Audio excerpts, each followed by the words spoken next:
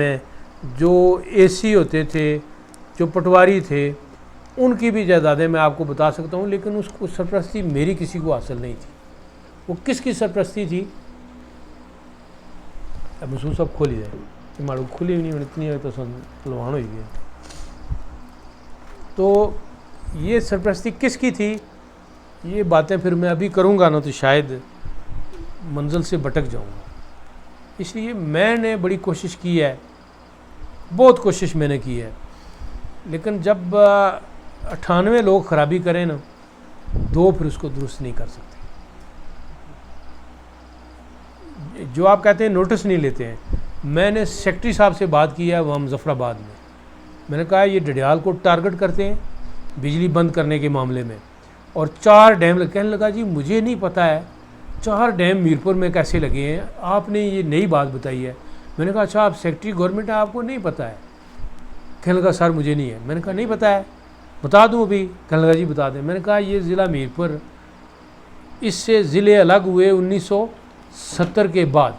कोटली जो है ये 73 में ज़िला बना, और कोटली में अभी जो मीरपुर का हिस्सा था, गुलपुर भी डैम बना है, उलाड़ भी डैम बना है, न्यू बांग भी डैम बना है, जड़ी के साथ नीचे भी वो है जो टरबाइन लगी है।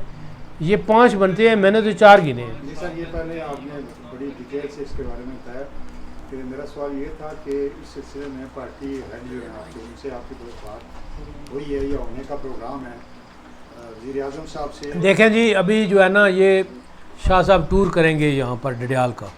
अभी हम पार्टी के, हमारी बाज़ तंजीमें भी मुकम्मल नहीं हैं, उसमें कुछ हमारी थी प्रॉब्लम, मुश्किलात थी, वो भी हम करेंगे ईद के बाद।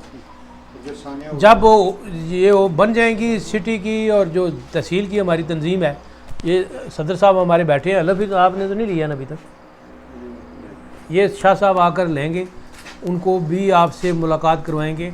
आपसे मेरी सिंपल एक आखिरी गुजारिश है कि आप इस प्रेस क्लब की बिल्डिंग को, ज़हीर किधर गए हैं, इस तरह की नाराज़ माहौल इसमें ना बनाएं।